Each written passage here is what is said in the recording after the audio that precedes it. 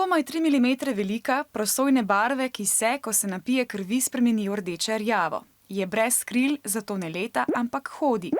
Najraje živi na človeškem lasišču, brez takšnega okolja v 48 urah pogine. Dobro plava in pod vodo lahko zdrži kar 24 ur. To je naglavna uš ali med mladimi naglavna neprijetnost številka 1.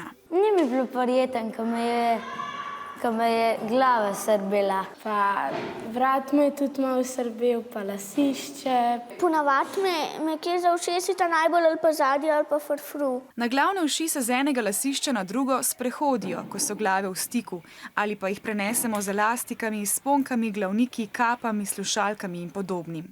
Uši se zelo dobro počutijo na čisti glavi, zato se lahko naselijo na vsakem lasišču, ne glede na starost lastnika. Življenjska doba uši je tudi do 30 dni, v tem času pa posamezna uš izleže od 100 do 300 jajčec, ki jih prilepi na začetek lasu. Najraje jih odloži v bližini senc, na tilniku in za ušesi. Naglavne uši lahko odpravimo z učinkovitimi sredstvi proti naglavnim ušem. Torej, ta sredstva nanašamo na suho lasišče.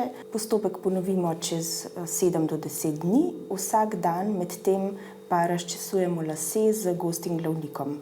Imeti uši ni sramotno, ni pa prav, da tega ne povemo, saj se ta nadloga lahko zaradi tega še bolj razširi.